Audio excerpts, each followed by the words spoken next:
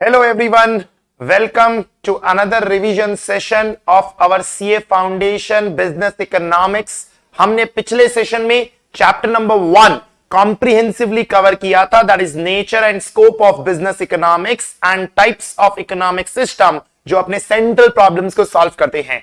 वैसे ही इस सेशन में हम हमारा chapter number 2 of business economics comprehensively cover करेंगे, जिसमें हम 3 यूनिट्स डिस्कस करते हैं। एक unit about the theory of consumer behaviour, that is utility analysis, एक unit about the law of demand and elasticity of demand, and then the third unit about the supply and the elasticity of supply. तो बिना वक्त बर्बाद किए comprehensively हम हर topic को इस session के अंदर आज कवर कर लेते हैं, फटाफट डिस्कस कर लेते हैं। तो सबसे पहले हम पढ़ रहे हैं हमारा पहला discussion, that is theory of consumer behaviour, यानी कि एक कंज्यूमर किसी पर्टिकुलर प्राइस पे कोई सामान कितना खरीदेगा, जिसके लिए हम दो तरह की एनालिसिस देखते हैं। एक को हम कहते हैं कार्डिनल यूटिलिटी एंड दूसरे को हम कहते हैं ऑर्डिनल यूटिलिटी। कार्डिनल यूटिलिटी की थियरी अल्फ्रेड मार्शल ने प्रोवाइड की थी, जबकि ऑर्डिनल यूटिलिटी की थियरी दो इकोनॉमिस्ट हिक्स एंड एलन ने प्रोवाइड की थी। यूटिलिटी का मतलब क्या होता है?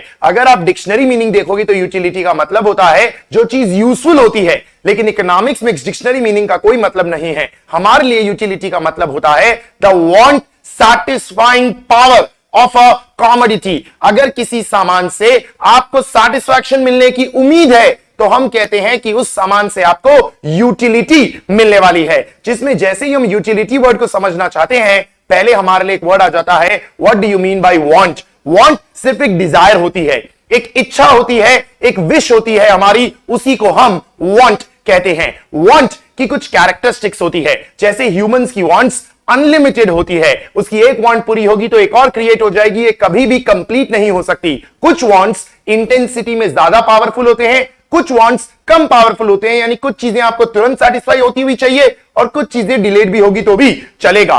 कुछ वांट्स कॉम्पिटिटिव होती है, यानी दोनों के बीच में एक कंपटीशन चलता है कि चाय पीऊं या कॉफी। कुछ वांट्स कॉम्प्लीमेंट्री होती है, जैसे कि कार और पेट्रोल, अगर एक खरीदा तो दूसरा खरीदना पड़ता है। Wants person to person vary करती है, यानी आपको कुछ और चाहिए होगा, मुझे कुछ और चाहिए होगा, और इनफैक्ट एक ही पर्सन के लिए ये टाइम टू टाइम भी वेरी करती है और प्लेस टू प्लेस भी वेरी करती है। सुबह मेरी इच्छा कुछ और होगी, शाम को कुछ और होगी, सूरत में मेरी इच्छा कुछ और होगी, हिल स्टेशन में मेरी इच्छा कुछ और होगी। वांट्स धीरे धीरे किसी इंसान की हैबिट्स बन जाती है। हम वांट्स को इकोनॉमिक्स में 3 पार्ट्स में क्लासिफाई करते हैं। 3 पार्ट्स क्या? Necessaries, comforts and luxuries. सबसे बेसिक जो होता है वो नेसेसरी होता है, और जो सबसे एक्सपेंसिव होता है वो लग्जरी होता है, और इन दोनों के बीच में जो फॉल होता है उसे हम कंफर्ट्स कहते हैं। हालांकि हम नेसेसरीज को भी 3 पार्ट में क्लासिफाई कर सकते हैं। एक होता है necessaries for life, necessaries for efficiency and conventional necessaries. Sir what is necessaries for life? कोई चीज हमें जीने के लिए चाहिए, वो नेसेसरीज फॉर लाइफ है। जैसे कैसा भी खाना मिल जाए, कैसा भी घर मिल जाए, कैसे भी कपड़े मिल जाए, भले वो थोड़े फटे हुए भी हो तो भी मिल जाए, तो वो नेसेसरीज फॉर लाइफ है। लेकिन वहीं अगर थोड़ा सा बेहतर खाना मिले, नरिशमेंट हो, जिसके अंदर थोड़ा ठीक ठाक घर हो, हमारे पास रहने के लिए ठीक ठाक जगह हो, तो उस केस में हम उसे नेसेसरीज फॉर एफिशिएंसी कहते हैं। सर तो फिर कंफर्ट क्या होता है? कंफर्ट होता है कि यही खाना काफी टेस्टी है, होलसम है, 3 टाइम पे अलग अलग तरीके का खाना खा रहे हो, रहने का जो घर है वो काफी पक्का मकान है और उसमें अच्छे facilities like TV, AC, furniture सब अवेलेबल है, तो वो कंफर्ट हो जाता है। तो सर लग्जरीज क्या होते हैं? आपने इटालियन मार्बल लगवाई है, एक्सपेंसिव चीजें खरीदी है, आपकी क्लोथिंग, सूट, ब्लेजर, इस तरीके से बहुत सारी महंगी महंगी चीजें हैं आपके पास, अलग अलग ओकेजन्स पे पहनने के लिए अलग अलग कपड़े हैं, तो वो लग्जरीज हो जाता है। जिसमें एक छोटा सा पॉइंट जो हमने डिस्कस नहीं किया, that is conventional necessary. What is the conventional necessary? कभी कभी कोई सामान हम किसी हैबिट की वजह से खरीदते हैं, कस्टम्स की वजह से खरीदते हैं। जैसे हिंदू ट्रेडिशन में वुमेन शादी के बाद बिंदी लगाते हैं या सिंदूर लगाते हैं, तो ये कन्वेंशनल नेसेसरी हो गई, हमारे कल्चर या ट्रेडिशन की वजह से हमें कोई सामान खरीदना पड़ गया। इस तरीके से हम वांट्स को क्लासिफाई करते हैं, necessary for life, necessary for efficiency, conventional necessary, comforts and luxuries. ये वांट सैटिस्फाई करने की पावर को ही हम नाम देते हैं यूटिलिटी, जिसे हम दो पार्ट्स में डिवाइड करेंगे, कार्डिनल एंड ऑर्डिनल। तो पहले कॉम्प्रिहेंसिवली समझ लेते हैं यूटिलिटी का क्या मतलब है। यूटिलिटी एक्सपेक्टेड सैटिस्फैक्शन होती है, एंटिसिपेटेड सैटिस्फैक्शन होती है, प्लान्ड सैटिस्फैक्शन होती है। कई बच्चे मिसकॉन्सेप्शन में रहते हैं कि utility is derived satisfaction. Utility is not derived satisfaction, it is not actual satisfaction. ये मिलने वाली सैटिस्फैक्शन होती है। कोई सामान को खरीदने से पहले उसे खरीदने की इच्छा को हम यूटिलिटी कहते हैं। अगर आपने कोई सामान खरीद लिया तो फिर वो एक्चुअल हो गया, वो यूटिलिटी नहीं है, क्योंकि इकोनॉमिक्स का डिस्कशन बिफोर होता है ना कि आफ्टर। मैं कोई मूवी देखने जाऊंगा तो मुझे इतना खुशी मिलने की उम्मीद है, दैट इज यूटिलिटी। मैंने कोई मूवी देख ली और मुझे अच्छी नहीं लगी तो वो एक्चुअल हो चुका है, अब यूटिलिटी का डिस्कशन नहीं होगा। तो सबसे इंपॉर्टेंट चीज है, it is anticipated, expected, planned, it is not actual, it is not derived, it is not realised. और यूटिलिटी जो होती है ना, वो यूजफुलनेस से अलग होती है। डिक्शनरी में इसका मतलब यूजफुलनेस होगा, लेकिन जो चीज यूजफुल नहीं है लेकिन आपको सैटिस्फैक्शन देने की उम्मीद रखती है, उसी को हम यूटिलिटी नाम देते हैं। जैसे कि अल्कोहल, सिगरेट्स, ये सारी चीजें यूजफुल नहीं है, लेकिन जो पर्सन इसे कंज्यूम करने वाला है उसे सैटिस्फैक्शन मिलने वाला है, देयर बाय हम कहेंगे कि ये यूटिलिटी होल्ड करती है। कई बार लोग कंफ्यूज करते हैं प्लेजर और सैटिस्फैक्शन को। सैटिस्फैक्शन होता है कि कोई सामान खरीदने से मुझे एक मन में विश्वास क्रिएट होगा कि ये सामान मैंने ठीक ठीक खरीदा, उसे हम सैटिस्फैक्शन कहते हैं। प्लेजर होता है आनंद। कई बार कोई चीज सैटिस्फाई करती है और प्लेजर भी देती है, लेकिन यह जरूरी नहीं कि कोई चीज आपको प्लेजर देने के साथ साथ सैटिस्फैक्शन दे। जैसे फॉर एग्जांपल, अगर आपको चोट लग जाती है तो आप अपने आप के ऊपर जब किसी तरह का ट्रीटमेंट कराते हो डॉक्टर से, तो आपको सैटिस्फैक्शन तो मिलता है लेकिन प्लेजर नहीं मिलता है, उसमें कोई आनंद नहीं मिलता है। यूटिलिटी एक ऐसी चीज है जो अलग अलग वक्त पे, अलग अलग समय पे, अलग अलग लोकेशन पे, अलग अलग पर्सन के लिए अलग अलग हो सकती है। इकोनॉमिक्स में यूटिलिटी का कॉन्सेप्ट इथिकली न्यूट्रल है। What is ethically neutral? Ethics से कोई लेना देना नहीं है, अच्छा या बुरा कुछ नहीं होता। अगर आपको किसी चीज से सैटिस्फैक्शन मिलता है तो वो यूटिलिटी के कॉन्सेप्ट में कवर होगा, इकोनॉमिक्स उसका डिस्कशन करेगा। जिसके बाद हम इस डिस्कशन को दो पार्ट्स में तोड़ देते हैं, पहला कार्डिनल एंड दूसरा ऑर्डिनल। कार्डिनल यूटिलिटी में अल्फ्रेड मार्शल क्या करते हैं, वो ऐसा कहते हैं आप यूटिलिटी को मेजर कर सकते हैं, लेकिन ऑर्डिनल यूटिलिटी के अंदर हिग्स एंड एलन दो गुड्स लेते हैं और उसे मेजर नहीं करते, उसे कंपेयर करते हैं, ऑर्डर देते हैं, प्रेफरेंस देते हैं, रैंक देते हैं, यानी मेजरमेंट ऑफ यूटिलिटी नहीं किया जाता। ये दोनों अप्रोचेस हैं जिनसे आंसर सेम आएगा, लेकिन दोनों के तरीके अलग अलग हैं। जिसमें हम पहला देख रहे हैं कार्डिनल यूटिलिटी एनालिसिस, जिसे हम मार्जिनल यूटिलिटी एनालिसिस भी कहते हैं। किसी भी इकोनॉमिक थियरी में सबसे पहले अजम्पशंस आते हैं, फिर उसके बाद हम उसका लॉ रीड करते हैं, शेड्यूल बनाते हैं, ग्राफ बनाते हैं, प्रॉपर्टीज देखते हैं, एक्सेप्शंस कवर करते हैं, एंड देन क्योंकि बिजनेस इकोनॉमिक्स रीड कर रहे हैं हम उसके प्रैक्टिकल एप्लीकेशन देखते हैं। तो सबसे पहले अगर हम इसमें मार्जिनल यूटिलिटी के अजम्पशंस देखें तो अजम्पशंस क्या है? हम ये मानते हैं कंज्यूमर रैशनल है, हम ये मानते हैं कि आप यूटिलिटी मेजर कर सकते हो, you can measure it numerically. हम ये मान के चलते हैं कि मनी को यूज करके यूटिलिटी मेजर की जा सकती है, मतलब सिर्फ न्यूमेरिकली ही मेजर नहीं करते, आप उसे मॉनेटरली भी मेजर कर सकते हो, जिसमें हम ये अज्यूम करके चलते हैं जो मार्जिनल यूटिलिटी ऑफ मनी है वो कांस्टेंट है, यानी हर रुपया जो आप खर्च करेंगे उससे मिलने वाला सैटिस्फैक्शन आपको हर रुपए के मुताबिक सेम रहेगा, that is MU of money remains constant. हम ये मान के चलते हैं यूटिलिटी इंडिपेंडेंट होती है। इंडिपेंडेंट का मतलब हो गया कोई सामान अलग खरीदो या साथ साथ खरीदो, उन दोनों की यूटिलिटी ऐड करने पे आपको टोटल यूटिलिटी मिल जाएगी, यानी कि कॉम्प्लीमेंटैरिटी बिटवीन गुड्स को इग्नोर किया जाता है। ये सारे बेसिक असम्पशंस लेके मार्शल ने ऐसा कहा कि डिमिनिशिंग मार्जिनल यूटिलिटी होती है। डिमिनिशिंग मार्जिनल यूटिलिटी का मतलब हो गया जैसे जैसे हम किसी कॉमोडिटी को कंज्यूम करते जाएंगे वैसे वैसे उससे मिलने वाला सैटिस्फैक्शन कम होता चला जाएगा, यानी as and when you consume more units of a particular commodity the utility expected from that commodity keeps on falling। और ऐसा ही होता है ना, हम कोई सामान बार बार कंज्यूम करेंगे तो जितना सैटिस्फैक्शन हमें पहले मिलने की उम्मीद थी उतना सैटिस्फैक्शन हमें नेक्स्ट यूनिट पे मिलने वाला नहीं है, जिसके लिए हम कुछ और अजम्पशंस दे लेते हैं कि आप ये जो यूनिट कंज्यूम करेंगे ये रीजनेबल कंजम्पशन होगा, स्टैंडर्ड कंजम्पशन होगा, कि पूरी एक यूनिट, ना कि यूनिट का छोटा सा बाइट, पूरा एक ग्लास, ना कि ग्लास में से एक छोटा सा चम्मच, पूरा पूरा यूनिट कंज्यूम करेंगे और ये कंजम्पशन कंटिन्यूस होगा। बैक टू बैक होगा, उसमें ब्रेक नहीं आएगा। ये जितने भी कॉमोडिटीज होगी, इस कॉमोडिटी की क्वालिटी सेम होगी, यानी सब होमोजीनियस होंगे, और हर कॉमोडिटी जब आप खरीदोगे तो उसकी प्राइस भी सेम रहने वाली है। और हम ये मान के चलते हैं कि कंज्यूमर को मार्केट का पूरा नॉलेज है। इन अजम्पशंस को लेते हुए हम बनाते हैं law of diminishing marginal utility से हमारा यूटिलिटी शेड्यूल, जिसमें आपको दिखाई देता है जैसे जैसे आप यूनिट्स कंज्यूम कर रहे हैं वैसे वैसे उससे मिलने वाला सैटिस्फैक्शन कम होता चला जा रहा है। जिसमें जो मार्जिनल यूटिलिटी है उसका मतलब होता है एक यूनिट कंज्यूम करने से कितना सैटिस्फैक्शन मिलने की उम्मीद है। टोटल यूटिलिटी का मतलब होता है जितने भी यूनिट्स कंज्यूम किए उससे आपको टोटल कितना सैटिस्फैक्शन मिलने की उम्मीद है। मार्जिनल यूटिलिटी हम यूटिल्स में निकालते हैं। अगर आपको एमयू यूटिल्स में दिया है तो आपको उसे कन्वर्ट करना पड़ेगा इनटू रूपी। कैसे कन्वर्ट किया जाएगा? Using MU of money that is constant which will be given in the question. So for example 1 rupee is equal to 5 utils दिया है, तो जो एमयू यूटिल्स में आया था उसको डिवाइड बाई 5 करेंगे तो आपको एमयू रूपी में मिल जाएगा। एमयू रूपी सिग्निफाई क्या करता है? एमयू रूपी सिग्निफाई करता है कि आपकी आंखों में किसी पर्टिकुलर कॉमोडिटी की कीमत क्या है, वैल्यू क्या है आपकी आंखों में, और उसे आप कंपेयर किससे करते हैं? प्राइस से। अगर किसी चीज की एमयू प्राइस से ज्यादा है, इसका मिलना एक्सपेक्टेड सैटिस्फैक्शन उसकी कॉस्ट से ज्यादा है, तो आप उस प्रोडक्ट को कंज्यूम करेंगे।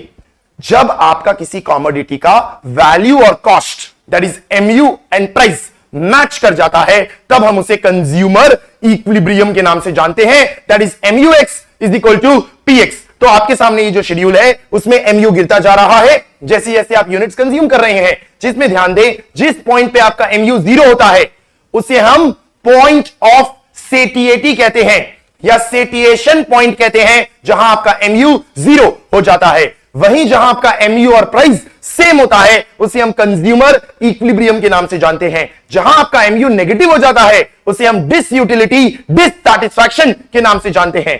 जहां तक MU is equal to price, वहां तक जो आपका एमयू माइनस पी का एक्सेस होता है उसे हम बुलाते हैं consumer surplus. Consumer surplus is the excess additional benefit that is available to the consumer, क्योंकि उसकी आंखों में जो उसका एमयू है और उसकी आंखों में जो उसका प्राइस है उन दोनों में गैप है।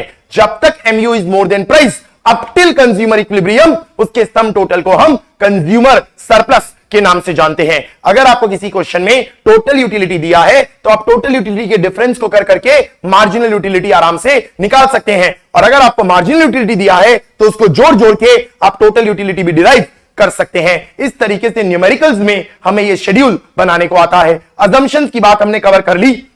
सारे के सारे assumptions of marginal utility homogeneous units है, प्राइसेस फिक्स्ड है, स्टैंडर्ड यूनिट कंज्यूम करेंगे एंड कंटीन्यूअस कंजम्पशन हम करने वाले हैं, जिसमें इस लॉ को हम जब ग्राफिकली प्रेजेंट करते हैं तो हमें कुछ इंपॉर्टेंट कंक्लूजंस मिलते हैं। बहुत ध्यान से सुनना यह बात। जब आप टोटल यूटिलिटी को प्लॉट करेंगे तो टोटल यूटिलिटी इंक्रीज होगी पर डिमिनिशिंग रेट पे होगी। बढ़ेगी तो सही पर उसकी बढ़ने की स्पीड गिरती चली जाएगी। Total utility will first increase at a diminishing rate, then it will reach a maximum, and after reaching a maximum it will start falling. So TU first increases at diminishing rate, then it reaches a maximum and then it begins to fall. जिसमें जो MU होता है वो तो सिर्फ गिरता ही रहता है। MU constantly falls, MU गिरता ही रहेगा, लेकिन MU पहले पॉजिटिव होगा, फिर 0 होगा और फिर नेगेटिव होगा, जिससे हम TU और MU का रिलेशनशिप डिफाइन कर सकते हैं। TU when it rises at a diminishing rate, MU falls but MU is positive. TU when reaches maximum, MU is 0. TU is when falling, MU is also falling but it is negative. जिसमें यह ध्यान रखना marginal utility is nothing but slope of total utility. Total utility के बदलाव को ही हम marginal utility कहते हैं, इसीलिए हम कह सकते हैं marginal utility is the slope of total utility. वैसे ही जब हम ग्राफ पे मार्जिनल यूटिलिटी और प्राइस को रखते हैं तो मार्जिनल यूटिलिटी और प्राइस जिस पॉइंट पे इंटरसेक्ट करेंगे उस पॉइंट को हम बुलाएंगे कंज्यूमर्स इक्विलिब्रियम। जहां एमयू 0 है वहीं टीयू मैक्सिमम होगा और उस पॉइंट को हम बुलाएंगे सेटिएशन पॉइंट या पॉइंट ऑफ सेटिएटी। जो पोर्शन आपको प्राइस के ऊपर लेकिन एमयू के नीचे दिखाई देता है, इस शेडेड पोर्शन को हम बुलाते हैं कंज्यूमर सरप्लस, यानी ये कंज्यूमर का एडिशनल बेनिफिट, क्योंकि उसकी आंखों में उसकी वैल्यू ज्यादा थी और उसकी प्राइस कम थी। इस तरीके से इसका डायग्रामेटिक प्रेजेंटेशन एंड प्रॉपर्टीज का हमारा डिस्कशन होता है, जिसमें हमने लॉ का कंटेंट पढ़ लिया, शेड्यूल बना लिया, ग्राफ बना लिया। लेकिन इस लॉ के कई सारे एक्सेप्शंस हैं, यानी कई बार law of diminishing margin utility work नहीं करता। कब नहीं वर्क करता? तीन बातें ध्यान में रखना। PAP, पाप, prestigious goods, addictive goods and passion goods. अगर आप हाई प्रेस्टीज वाले सामानों की बात करेंगे, गोल्ड, डायमंड, ये सारी चीजें, तो ये सब और मिलने पे सेटिस्फैक्शन कम नहीं होता, बढ़ता है। एडिक्टिव गुड्स की बात करेंगे, जैसे कि अल्कोहल, सिगरेट्स, तो ये और कंज्यूम करने पे सेटिस्फैक्शन कम नहीं होता, बढ़ता है। और वैसे ही आप किसी चीज को लेके पैशनेट है, वो आपकी हॉबी है, चाहे वो कॉइन कलेक्ट करना हो या किसी भी तरह की और हॉबी हो, तो वहां पर भी ये लॉ वर्क नहीं करता। इस लॉ की सबसे बड़ी कमी यह भी है कि बहुत सारे अजम्पशंस पे लॉ बनाया हुआ है हमने, और कुछ अनरियलिस्टिक अजम्पशंस लिए हैं, जैसे यूटिलिटी इंडिपेंडेंट नहीं हो सकती, यूटिलिटी तो इंटरडिपेंडेंट होती है। लेकिन हमने तो ये अज्यूम कर लिया कि यूटिलिटी तो इंडिपेंडेंट है। इसका मतलब दो कमोडिटी साथ में खाओ, अलग अलग खाओ, कोई फर्क नहीं पड़ेगा, आप उसे सिंपली ऐड कर सकते हो। हमने कॉम्प्लीमेंटैरिटी को इग्नोर कर दिया, जबकि प्रैक्टिकली हम कॉम्प्लीमेंटैरिटी को इग्नोर नहीं कर सकते। सबसे इंपॉर्टेंट कॉन्सेप्ट हमारे लिए यहां कंज्यूमर सरप्लस हो जाता है। कंज्यूमर सरप्लस के प्रैक्टिकल एप्लीकेशंस बड़े जरूरी है। ये यूज कहां किया जाता है? कंज्यूमर सरप्लस ये बताता है कंज्यूमर का वेलफेयर कितना हो रहा है, और जितना कंज्यूमर का वेलफेयर हो रहा है, मतलब उतना ही प्रोड्यूसर का लॉस हो रहा है, क्योंकि जितना कंज्यूमर बेनिफिट ले गया उतना प्रोड्यूसर का बेनिफिट कम हो गया। तो प्रोड्यूसर इस केस में क्या करता है? अगर उसे दिखाई देता है कि उसके प्रोडक्ट का कंज्यूमर सरप्लस ज्यादा है, तो वो प्राइसेस बढ़ाना स्टार्ट करता है। खास करके मोनोपोलिस्ट इसका फायदा उठाता है बाय डूइंग प्राइस डिस्क्रिमिनेशन। ऐसे ही इसका फायदा फाइनेंस मिनिस्टर्स भी उठाते हैं, देश के मंत्री भी उठाते हैं। कैसे? किसी सामान पे टैक्स लगा के। जब उन्हें पता है कि अल्कोहल और सिगरेट्स कंज्यूम किया जा रहा है और उसका कंज्यूमर सरप्लस ज्यादा है, तो सरकार उसके ऊपर हैवी टैक्सेस लगाती है, ताकि लोगों का कंज्यूमर सरप्लस छीन ले और अपनी ट्रेजरी भर ले, और उस ट्रेजरी का इस्तेमाल करके और दूसरे लोगों के सेक्शंस ऑफ सोसाइटी का भला कर ले। कई सारे प्रोजेक्ट्स में कॉस्ट बेनिफिट एनालिसिस करते वक्त भी हम ये कॉन्सेप्ट यूज कर लेते हैं। हालांकि इसे प्रैक्टिकली यूज करते वक्त एक प्रोड्यूसर को ध्यान रखना चाहिए कि अगर उसके प्रोडक्ट का कंज्यूमर सरप्लस छोटा मोटा ही है, तो फिर वो अपनी प्राइसेस को ज्यादा छेड़े नहीं, क्योंकि अगर छोटा मोटा ही कंज्यूमर सरप्लस है और प्राइस को ज्यादा छेड़ दिया, तो हो सकता है पूरा मार्केट ही चला जाए, एंड देयर बाय उसे सोच समझ के अपने प्राइसेस को चेंज करना चाहिए on the basis of consumer surplus. क्योंकि कंज्यूमर सरप्लस का एक बहुत बड़ा प्रॉब्लम है, it can not be measured precisely. आप एग्जैक्टली कैलकुलेट नहीं कर सकते, ये एक तरीके से हवाई नंबर होता है, हाइपोथेटिकल नंबर होता है। दूसरा, कुछ चीजों में कंज्यूमर सरप्लस कई बार बहुत छोटा या बहुत बड़ा हो सकता है, जैसे कि नेसेसरीज वाले सामान, सॉल्ट, मैच बॉक्स, नीडल, इन सारी चीजों में क्या होता है? अगर ये नहीं है तो कंज्यूमर सरप्लस नेगेटिव है, लेकिन अगर ये है तो कंज्यूमर सरप्लस ह्यूज है, यानी छोटी सी चीज से जिसका कॉस्ट ना के बराबर है, कंज्यूमर सरप्लस कई बार काफी इंपैक्ट हो जाता है। कंज्यूमर सरप्लस को सब्स्टिट्यूट से फर्क पड़ता है, कंज्यूमर सरप्लस प्रेस्टीज गुड्स में चेंज हो जाता है, और हम इसे मनी में कैलकुलेट कर रहे हैं, जबकि इसे प्रैक्टिकली कैलकुलेट करना बहुत मुश्किल होता है। ये बातें हमारी कंज्यूमर सरप्लस के लिए जरूरी है। रिसेंटली इंस्टीट्यूट्स ने कंज्यूमर सरप्लस के रिलेटेड कुछ पर्टिकुलर काइंड ऑफ क्वेश्चंस पूछने स्टार्ट किए हैं, एंड देयर बाय आपकी इसके ऊपर ग्रिप होनी चाहिए। जैसे कि आपको एग्जाम में इस तरीके से एक डायग्राम दिया जाएगा, कहा जाएगा ये प्राइस है और ये आपका MU है, इस तरीके से बना के दिया होगा, और आपको कहा होगा ये पोर्शन जो शेडेड पोर्शन है उसे हम ए बुलाते हैं, तो आपका ए क्या होगा? कंज्यूमर सरप्लस होगा। लेकिन यहां तो ये तो बेसिक क्वेश्चन हो गया, ये तो बड़ा इजी था। इसमें अब ये क्या करते हैं? ऐसा कहते हैं कि इस प्राइस को हमने चेंज किया, और प्राइस को चेंज करके कर दिया हमने P1, तो प्राइस को हमने गिरा दिया। प्राइस को गिरा दिया तो ये अब इस डायग्राम को इस तरह से तोड़ के दिखाते हैं कि ये पोर्शन को नाम दिया है B और ये पोर्शन को नाम दिया है C, और ये पूछते हैं जब प्राइस टूट गई तो नया कंज्यूमर सरप्लस क्या होगा? तो आप क्या कहोगे? ए तो था ही, बी भी जुड़ गया, सी भी जुड़ गया, यानी नया कंज्यूमर सरप्लस होगा A plus B plus C। फिर आपसे पूछा जाएगा कंज्यूमर सरप्लस में बदलाव कितना हुआ? तो ए तो पहले से ही था ना, नया कंज्यूमर सरप्लस क्या क्रिएट हो चुका है? B plus C। फिर ये आपसे पूछेंगे B और C में फर्क क्या है? तो आपको ये बताना होगा जो B कंज्यूमर सरप्लस है ना, वो जो एग्जिस्टिंग बायर्स थे उनका बढ़ा हुआ सरप्लस है, और जो सी कंज्यूमर सरप्लस है ना, वो हमारे जो न्यू बायर्स हुए होंगे, नए बायर्स क्रिएट हुए होंगे, उनका कंज्यूमर सरप्लस होगा। इस तरीके से ए ओरिजिनल कंज्यूमर सरप्लस है, A plus B plus C new consumer surplus है, B plus C change in consumer surplus है, बी एग्जिस्टिंग बायर्स का चेंज इन कंज्यूमर सरप्लस है, और सी न्यू बायर्स का न्यू कंज्यूमर सरप्लस है। इस तरीके से आपको शेडेड पोर्शन करके ये सवाल पूछा जाता है, जिसपे आपकी ग्रिप होनी चाहिए। ये तो जो हमने डिस्कशन किया, ये डिस्कशन हमारा in respect of one commodity था। What about in respect of two commodity? बड़ा सिंपल है, MUX upon PX is equal to 1. So MUY upon PY is equal to 1. Thereby in case of two commodities, consumer equilibrium will be MUX upon PX is equal to MUY upon PY. या फिर it can be written as MUX upon MUY is equal to PX upon PY. ये हमारा cardinal utility, marginal utility analysis का discussion complete होता है। फिर हम आ जाते हैं इनडिफरेंस कर्व एनालिसिस पे, जो हिक्स एंड एलन ने प्रोवाइड किया। इन्होंने अपने टॉपिक को दो पार्ट्स में तोड़ दिया है। एक पार्ट को हम बुलाते हैं इंडिफरेंस कर्व, दूसरे पार्ट को हम बुलाते हैं बजट। यानी इंडिफरेंस कर्व क्या करता है? It clearly segregates income effect and substitution effect. ये इन दोनों को क्लियरली तोड़ देता है।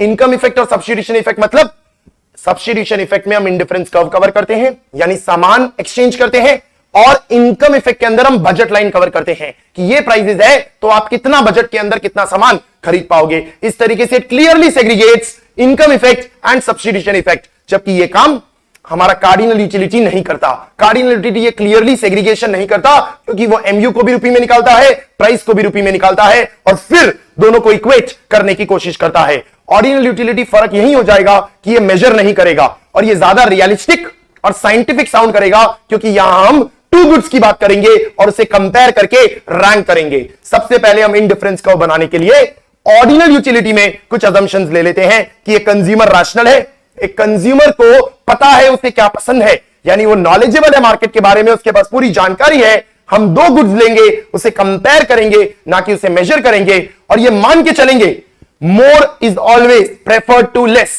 जिसे हम बुलाते हैं मोनोटोनिक प्रेफरेंस। अगर आपको एक ऑप्शन में ज्यादा मिल रहा है, एक ऑप्शन में कम मिल रहा है, तो आप हमेशा ज्यादा वाला चुनोगे।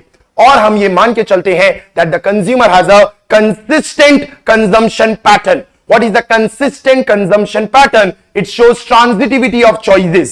That is, if A is preferred over B, B is preferred over C, then without asking we can conclude that A will be preferred over C. इस तरीके से हम ये assumptions लेके चलते हैं, और इस assumptions के बेसिस पे हम इंडिफरेंस कर्व बनाते हैं। जब हम इंडिफरेंस कर्व बनाते हैं तो हम इसे तीन कैटेगरीज में तोड़ते हैं, एक नॉर्मल अनरिलेटेड गुड्स, एक परफेक्ट सब्स्टिट्यूट्स, और एक परफेक्ट कॉम्प्लीमेंट्री। सबसे पहले नॉर्मल अनरिलेटेड गुड्स की अगर हम बात करें, तो अगर समझो हमने दो सामान ले लिया, ए और बी, तो जैसे जैसे आप ए पा रहे हो, जैसे जैसे ए पा रहे हो, वैसे वैसे बी खो रहे हो। जिसके अंदर समझो आपके पास ए कम है और बी ज्यादा है, तो जब आप ए एक पाओगे तो बी ज्यादा देने तैयार हो जाओगे, क्योंकि ह्यूमन साइकोलॉजी होती है, जो चीजें हमारे पास कम होती है वो हमें ज्यादा वैल्यूएबल लगती है, और जो चीजें ज्यादा होती है वो हमें कम वैल्यूएबल लगती है। तो हिक्स एंड एलन ने कहा, समझो आपके पास ए 1 है और बी 15 है, तो एक ए पाने के लिए, ए को 1 से 2 करने के लिए आप बी को काफी सारा सैक्रिफाइस कर दोगे, एंड इस तरीके से एक एक ए पाने के लिए आप काफी सारा बी दे दोगे। हालांकि जो बी देने की स्पीड होगी वो कम होती जाएगी, यानी पहले एक पाने के लिए आप शायद 5 दोगे, तो दूसरा पाने के लिए अब आप 4 ही दोगे, तीसरा पाने के लिए आप शायद 3 ही दोगे। इस तरीके से ए पाने पे आप बी सैक्रिफाइस करोगे, लेकिन स्लोली स्लोली आप उसे कम करते चले जाओगे। इस तरीके से हमें इंडिफरेंस कर्व के अंदर 6 प्रॉपर्टीज मिलती है। पहला, इंडिफरेंस कर्व डाउनवर्ड स्लोपिंग होगा। क्यों? क्योंकि अपॉर्चुनिटी कॉस्ट है, कुछ पा रहे हो तो कुछ खो रहे हो। जो इंडिफरेंस कर्व है वो कॉन्वेक्स शेप होगा। क्यों? क्योंकि डिक्रीजिंग अपॉर्चुनिटी कॉस्ट है। डिक्रीजिंग अपॉर्चुनिटी कॉस्ट को यहां बुलाया जाता है decreasing marginal rate of substitution, decreasing MRS. Decreasing MRS की वजह से ए पा रहे हो तो बी खो तो रहे हो, लेकिन बी को खोने की स्पीड कम हो रही है, एंड देयर बाय उससे शेप क्या बनता है? कॉन्वेक्स शेप हमारा बनता है। तीसरी प्रॉपर्टी है कि आपका जो कर्व है वो ना एक्स एक्सिस को टच करेगा ना वाई एक्सिस को टच करेगा। It is asymptotic to the axis. Why? Because we have assumed two goods. तो अगर 2 गुड्स लिए हैं तो कभी भी वो एक्स एक्सिस या वाई एक्सिस को 0 पे टच करने वाला नहीं है। चौथा, एक इंडिफरेंस कर्व पे कोई भी पॉइंट रख लो, सब पे सैटिस्फैक्शन सेम मिलेगा, जिसे हम मेजर नहीं करते। पांचवा, क्योंकि more is always preferred to less, higher the indifference curve higher is the level of satisfaction.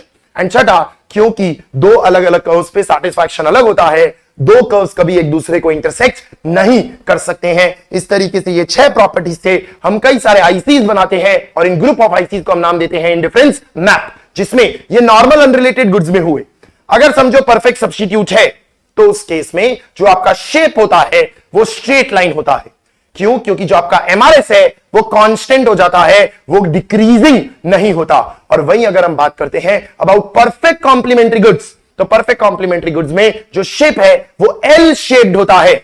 क्यों? क्योंकि वहां पर उस एल शेप पे आप किसी भी पॉइंट पे जाओगे तो आपको सैटिस्फैक्शन सेम मिलने वाला है। इस तरीके से आपको ध्यान में रखना है। परफेक्ट सब्स्टिट्यूट्स में कुछ इस तरीके से इंडिफरेंस मैप बनेगा, स्ट्रेट लाइंस, और वहीं परफेक्ट कॉम्प्लीमेंट्री के अंदर कुछ इस तरीके से हमारा इंडिफरेंस कर्व बनेगा एल शेप, जिसमें higher the curve, higher is the level of satisfaction at any point on a curve represents the same level of satisfaction। ये बात हमारा पूरा डिस्कस हो गया with regard to indifference curve. Indifference curve का नाम ही इसलिए पड़ा क्योंकि आप किसी भी कर्व पे किसी भी पॉइंट पे चले जाओ आपका सैटिस्फैक्शन सेम है, आप इंडिफरेंट हो जाते हैं, इसीलिए इसका नाम इंडिफरेंस कर्व रखा गया। ये जो डिस्कशन हुआ this was about substitution effect, about satisfaction कि एक पाओगे तो एक खोओगे, इस तरीके से दो गुड्स का डिस्कशन हुआ। अब जो हम डिस्कशन करते हैं वो बजट लाइन का करते हैं, that is about prices, that is about money, that is about budget. Budget line में हम कोई अजम्पशन नहीं लेते। बजट लाइन में हम सिंपल कहते हैं देयर आर टू कंस्ट्रेंट्स। पहला कंस्ट्रेंट आपकी इनकम लिमिटेड है, दूसरा दो कमोडिटीज हैं उनकी कुछ प्राइसेस हैं और वो प्राइसेस फिक्स्ड है। जो प्राइसेस अगर चेंज होगी तो आप ज्यादा कम खरीद पाओगे। एंड इस तरीके से आप दो चीजों में फंसे हुए हो, एक आपकी बजट या इनकम और दूसरा prices of both the commodities, जिससे हम एक शेड्यूल रेडी करते हैं। और उस शेड्यूल में हम क्या करते हैं, हम जितना हमारा बजट है वो पूरा स्पेंड करते हैं, दो कमोडिटीज पे पूरा स्पेंड करते हैं, कोई सेविंग नहीं करते और सारे कॉम्बिनेशंस रेडी करते हैं। जैसे आपके सामने एक एग्जांपल है, 4 रुपए का एप्पल है, 2 रुपए का बनाना है और 20 रुपए का बजट है। तो आपने वो सारे कॉम्बिनेशंस लिखे जिसमें आपके सारे 20 रुपए खत्म हो जाएंगे। जैसे एप्पल अगर एक भी नहीं खरीदोगे तो आप बनाना टोटल 10 खरीद पाओगे, क्योंकि 10 इंटू 2 करके 20 रुपए का आपका खर्चा होगा। अगर एक एप्पल खरीदोगे तो बनाना 8 ही खरीद पाओगे, जिसमें आपको ये दिखाई देता है एक एक एप्पल पाने के लिए 2-2 बनाना खोने पड़ते हैं, यानी देयर इज अपॉर्चुनिटी कॉस्ट, यानी डाउनवर्ड स्लोपिंग बनेगा।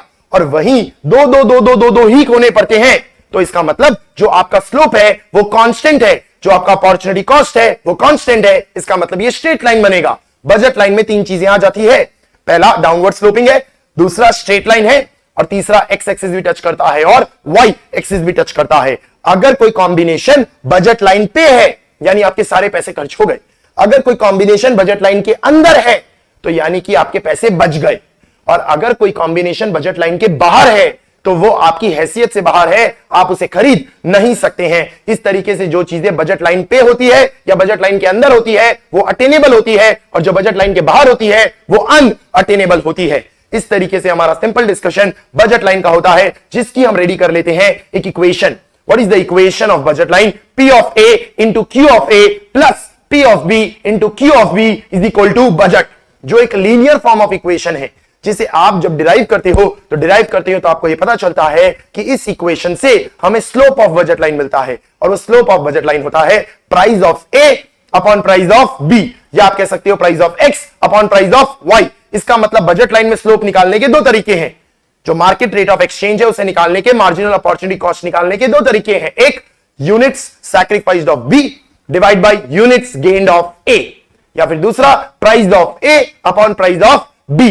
एंड इस तरीके से आपको स्लोप मिलता है बजट लाइन का। अब जब हमें बजट लाइन का भी पता चल गया, इंडिफरेंस कर्व का भी पता चल गया, तो हम कुछ अजम्पशंस लेते हुए इसका इक्विलिब्रियम डिटरमाइन करते हैं, जिसमें अजम्पशंस क्या है, बेसिक जनरल जो भी बातें की हमने वही है। जो इंडिफरेंस मैप है वो अलग अलग इंडिफरेंस कर्व्स बता रहा है आपको। आपके पास एक फिक्स्ड बजट है जिसे आप पूरा खर्च करोगे, बचाओगे नहीं। आपके पास 2 कमोडिटीज है जिसका एक्स का भी प्राइस दिया है, वाई का भी प्राइस दिया है। सारे गुड्स होमोजीनियस है, सेम है, उनके बीच में सिमिलैरिटी नहीं है, सेम है, वो दोनों कॉपी पेस्ट हैं। जितने भी एप्पल्स होंगे या जितने भी बनानास होंगे वो एकदम सबके सब सेम होंगे, होमोजीनियस होंगे, और हम रैशनली ऑपरेट करते हुए कम से कम पैसा खर्च करके अपने सैटिस्फैक्शन को मैक्सिमाइज करेंगे, जिसके लिए हम ड्रॉ करते हैं एक कंज्यूमर इक्विलिब्रियम के लिए इंडिफरेंस मैप, और उसी के अंदर अब हम डाल देते हैं बजट लाइन।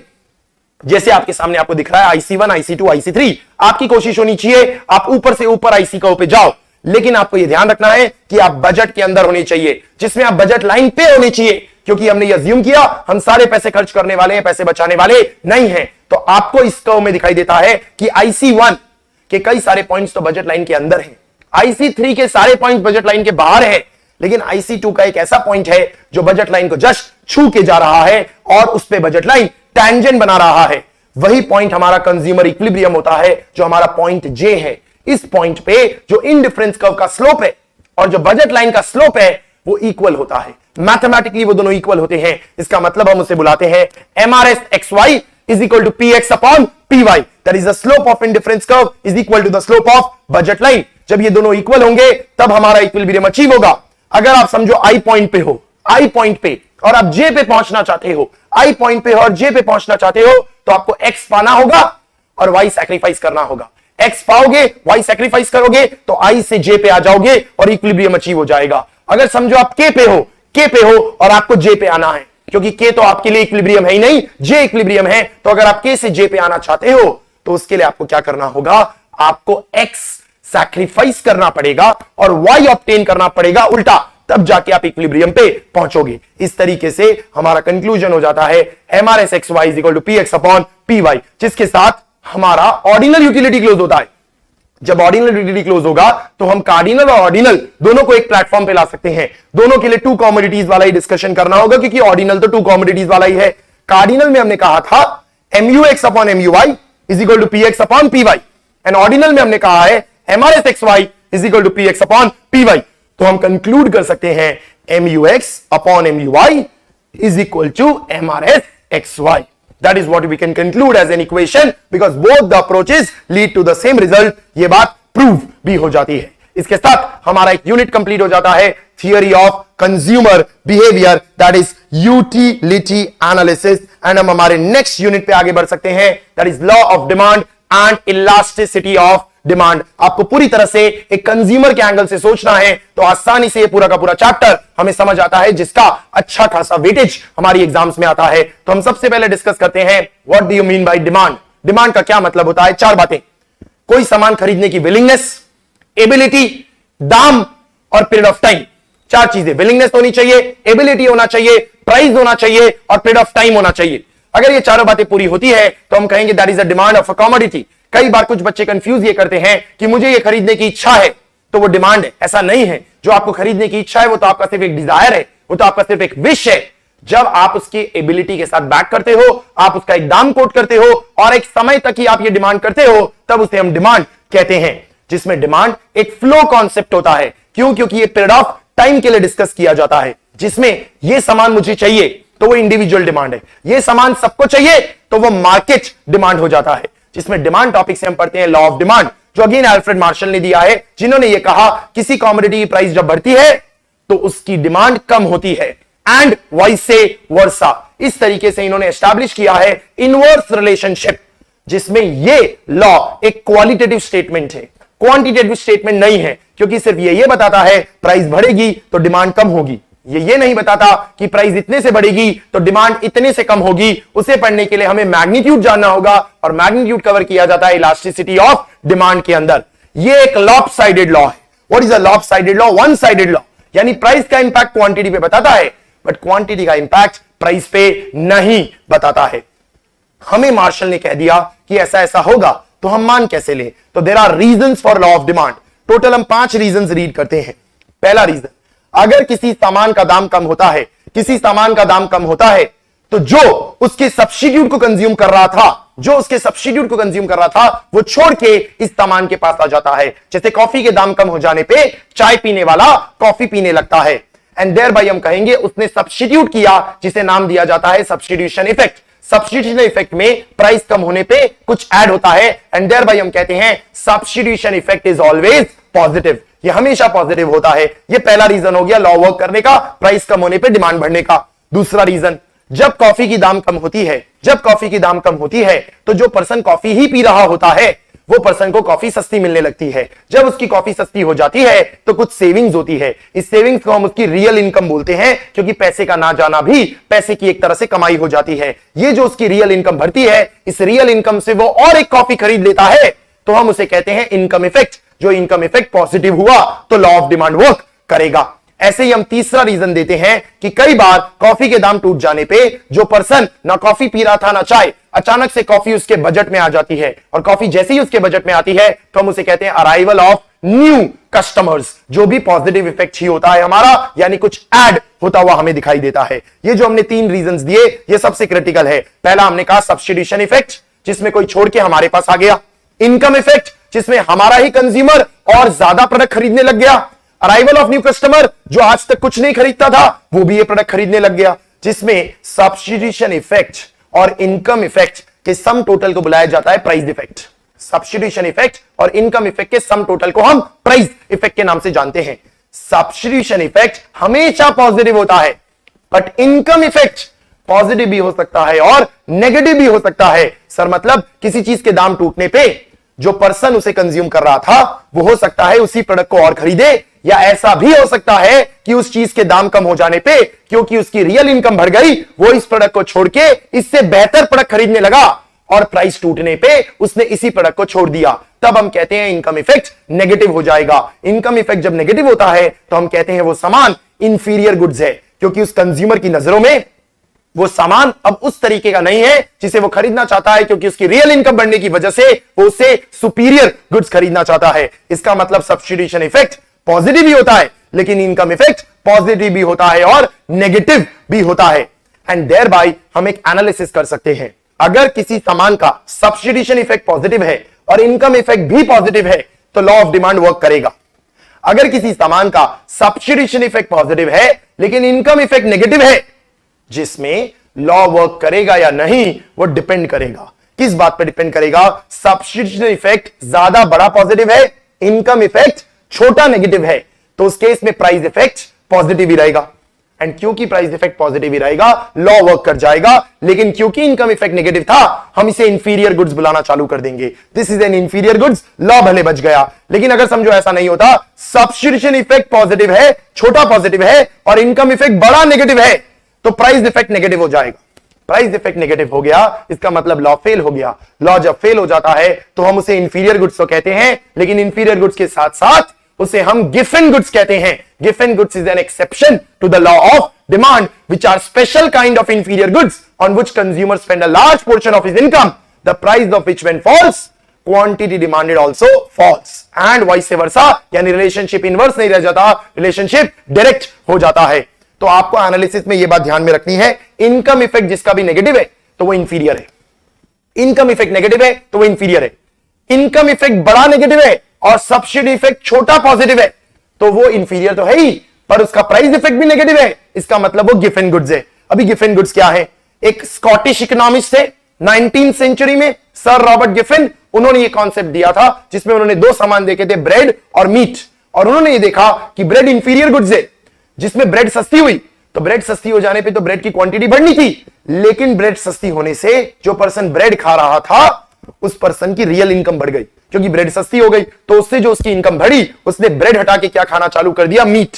एंड इस तरीके से इस ब्रेड के प्रोडक्ट को उन्होंने गिफन गुड्स का नाम दिया, special kind of inferior goods का नाम दिया। तो हमारे 3 रीजंस हो गए और एक एक्सेप्शन हो गया। 3 रीजंस में हुआ, सब्स्टिट्यूशन इफेक्ट पॉजिटिव होगा, इनकम इफेक्ट पॉजिटिव भी हो सकता है, नेगेटिव भी होगा, और अराइवल ऑफ न्यू कस्टमर तो पॉजिटिव ही होगा। इसके अलावा हम और क्या रीजन देख सकते हैं? इसके अलावा आपको रीजन दिखाई देगा, that is law of diminishing marginal utility या different uses. What is law of diminishing marginal utility? हमें यह पता था MUX upon PX 1 होता है। अब अगर किसी प्रोडक्ट का PX गिर गया तो MUX upon PX more than 1 हो जाएगा। अगर MUX upon PX more than 1 हो गया तो as per the law of diminishing marginal utility MUX upon PX को मोर देन 1 हो जाने पे 1 होना पड़ेगा। वो 1 कब होगा? जब MU गिरेगा। और MU कब गिरता है? जब क्वांटिटी कंजम्पशन बढ़ता है। एंड देयर बाय हम ये कंक्लूड कर पाते हैं कि प्राइस और क्वांटिटी के बीच में इनवर्स रिलेशन है, क्योंकि प्राइस गिरने से हमें MU गिराना पड़ेगा और MU गिराने के लिए क्वांटिटी बढ़ानी पड़ेगी, एंड देयर बाय प्राइस और क्वांटिटी में इनवर्स रिलेशन आ जाता है। ऐसे ही एक रीजन हम और ले सकते हैं, डिफरेंट यूजेस। जब किसी सामान के बहुत सारे यूजेस होते हैं तो उसके दाम टूटने पे आप जितनी चीजों के लिए यूज कर रहे होते हैं उससे ज्यादा चीजों के लिए यूज करने लगते हैं, एंड देयर बाय उसकी क्वांटिटी डिमांडेड बढ़ जाती है, जैसे पानी या फिर दूध। इन चीजों में हमें यह दिखाई देता है कि डिफरेंट यूजेस होने की वजह से यहां लॉ ऑफ डिमांड वर्क करता है। ये डिस्कशन हमारे 5 रीजंस हो गए। Substitution effect positive, income effect positive या फिर नेगेटिव, नेगेटिव है तो इंफीरियर गुड्स है, arrival of new customers, law of diminishing marginal utility and different uses. Reasons का डिस्कशन हमने कर लिया, तो रीजंस के साथ ही हमें एक्सेप्शंस भी पढ़ लेने चाहिए, क्योंकि हमने एक एक्सेप्शन तो कवर कर लिया, दैट इज गिफ्ट गुड्स, जहां पर डायरेक्ट रिलेशन है और डिमांड कर्व डाउनवर्ड स्लोपिंग नहीं बनता है, अपवर्ड स्लोपिंग बनता है। तो हमारे क्या क्या एक्सेप्शंस हैं हम उन्हें कवर कर लेते हैं। तो एक्सेप्शंस में हमें दिखाई देता है कुछ 6-7 एक्सेप्शंस हैं गिफ्ट एंड गुड्स के अलावा। फियर ऑफ शॉर्टेज, अगर किसी सामान की हमें ऐसा डर लगता है कि कमी हो जाएगी, एंड कमी हो जाएगी, जैसे कि फ्लड आया तो फ्लड में लगता है हमें कि यह सामान मिलेगा ही नहीं, तो उसके दाम बढ़ जाते हैं, उसके दाम बढ़ जाते हैं तो भी हम उसे खरीदते हैं। क्यों? क्योंकि हमें डर लग रहा होता है कल ये मिलेगा ही नहीं, and thereby law fail हो जाता है। जब किसी सामान का फियर ऑफ शॉर्टेज होता है तो लॉ वर्क नहीं करता।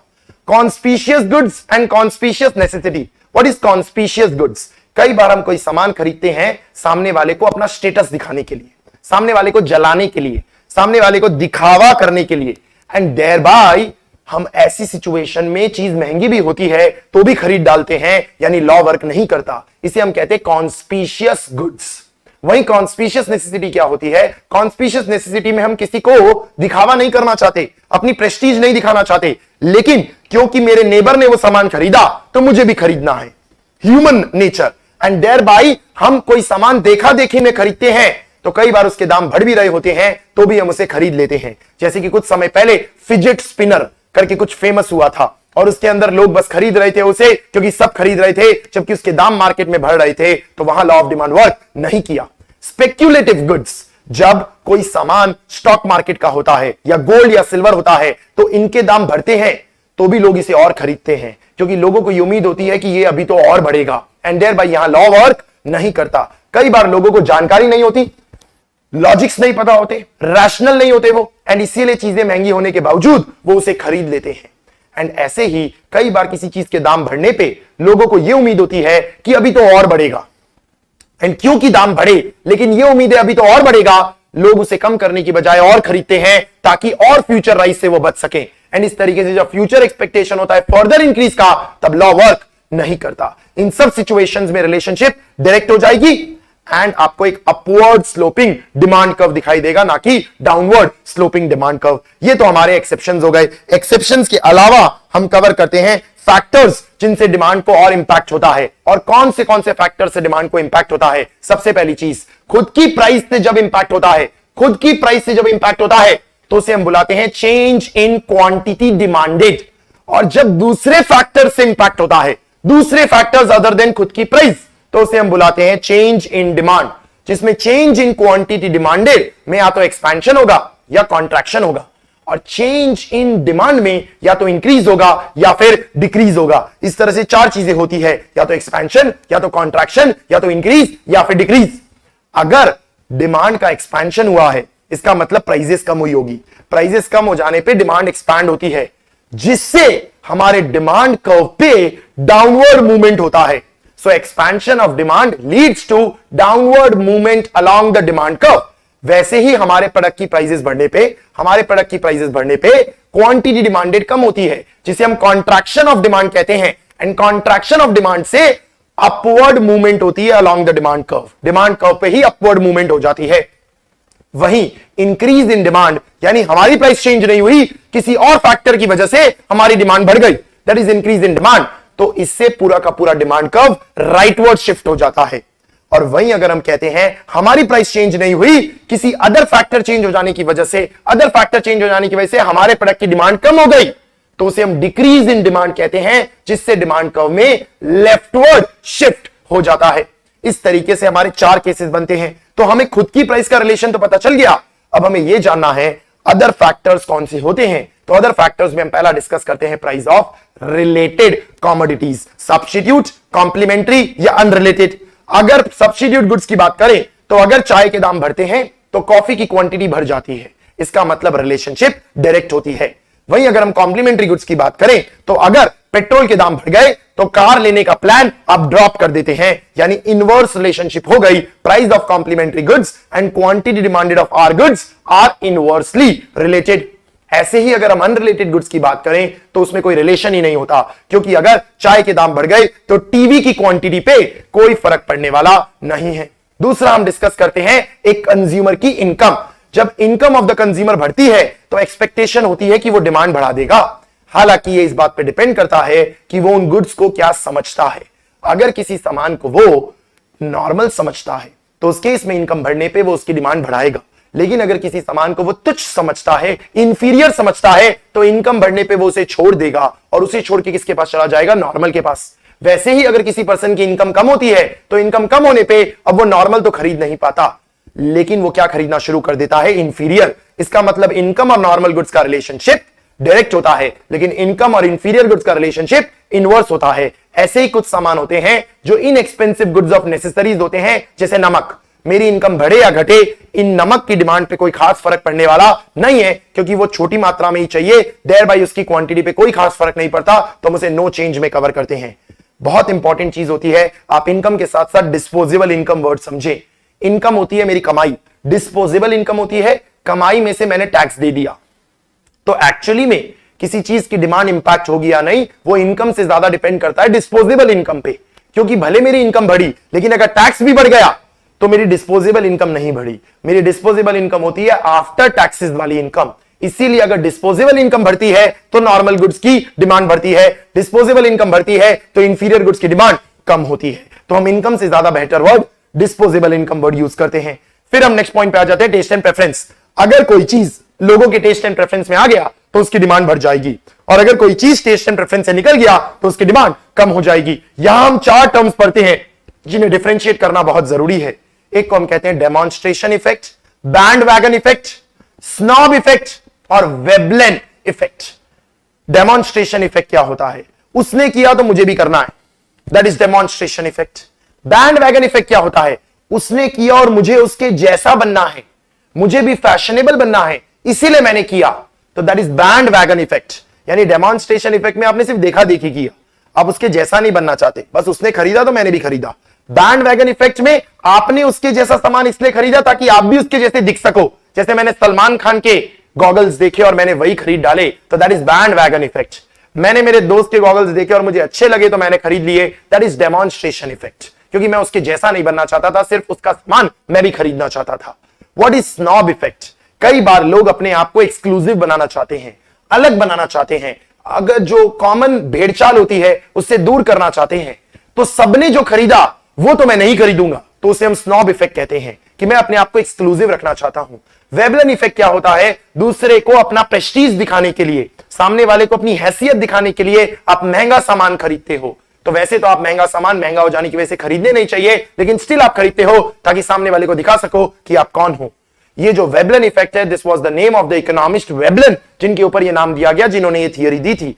ऐसे ही डेमोन्स्ट्रेशन इफेक्ट देने वाले जेम्स ड्यूसनबेरी हैं। तो ये नाम वैसे इतने इंपॉर्टेंट नहीं होते, पर फिर भी ध्यान में होनी चाहिए अगर कोई एमसीक्यू बन जाए तो। नेक्स्ट पॉइंट आ जाता है, कंज्यूमर की फ्यूचर प्राइसेस को लेके क्या एक्सपेक्टेशन है। अगर कंज्यूमर को लगता है आने वाले समय में दाम बढ़ेंगे, तो वो हमेशा आज के वक्त में अपनी डिमांड बढ़ा देता है, क्योंकि उसे लग रहा है कल महंगा हो जाएगा तो आज ही खरीद लो। एंड देयर बाय रिलेशनशिप कैसा हो जाता है? डायरेक्ट।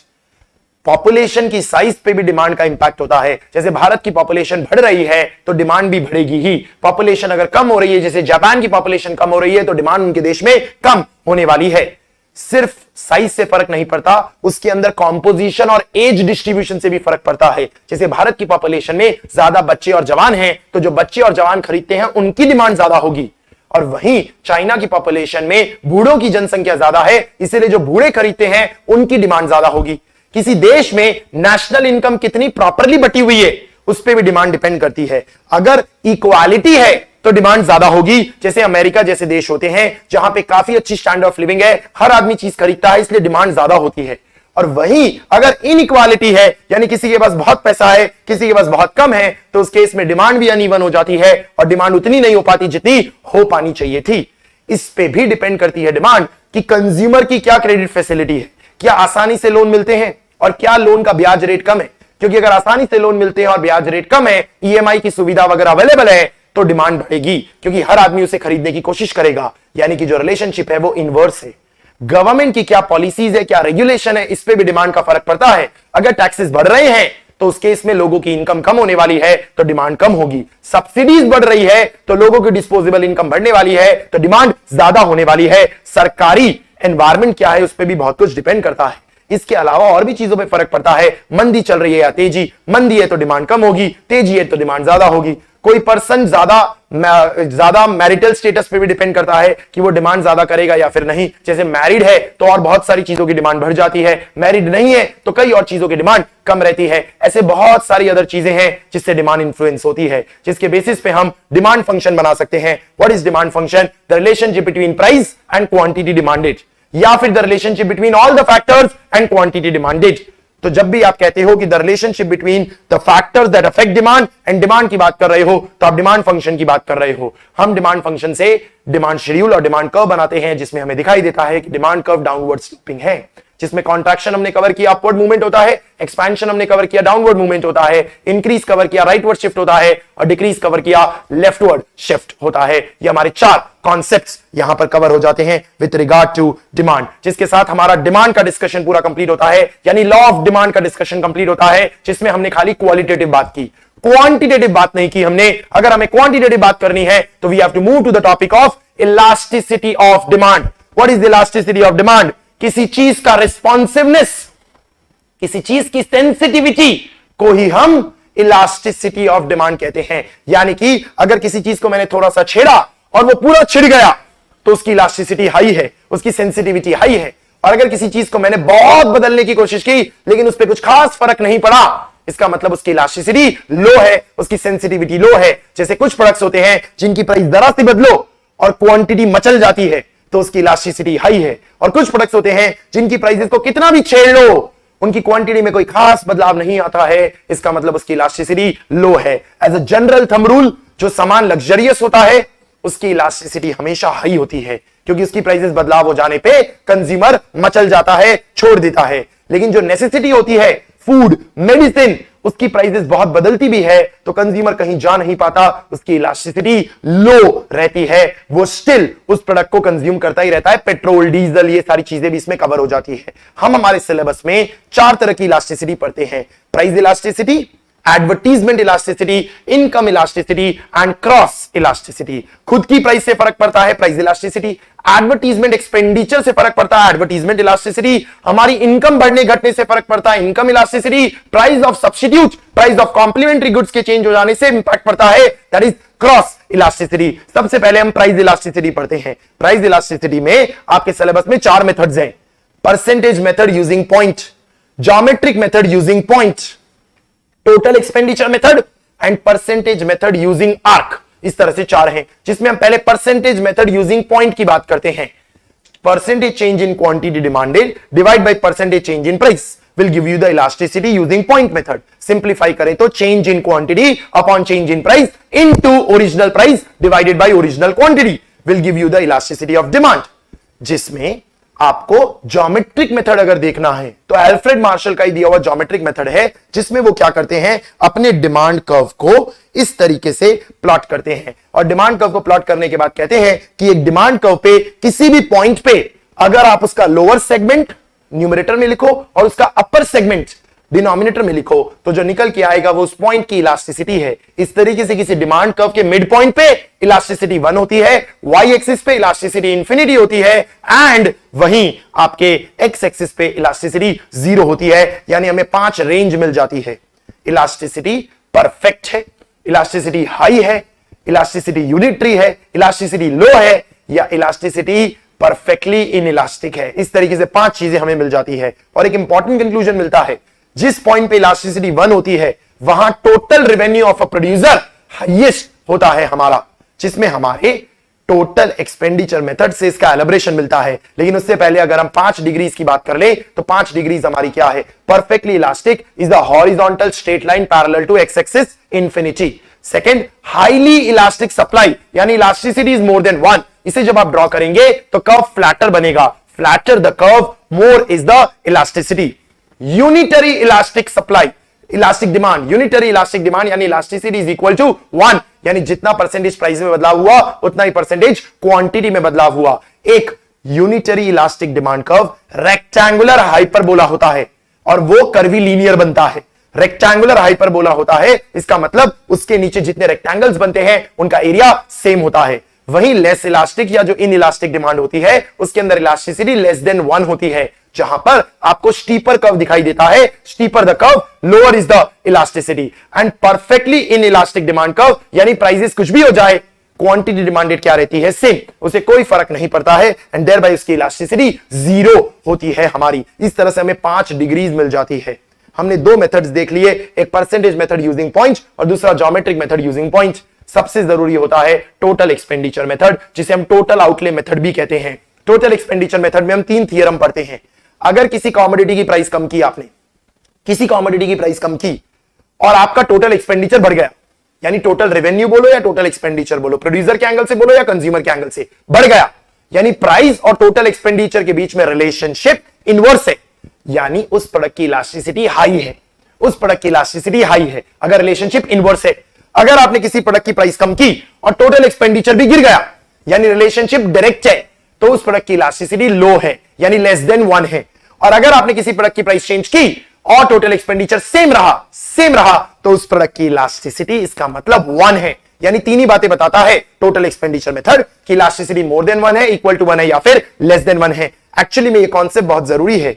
आपने किसी चीज की प्राइस कम की तो उसमें 2 चीजें होंगी, एक प्राइस इफेक्ट और एक क्वांटिटी इफेक्ट।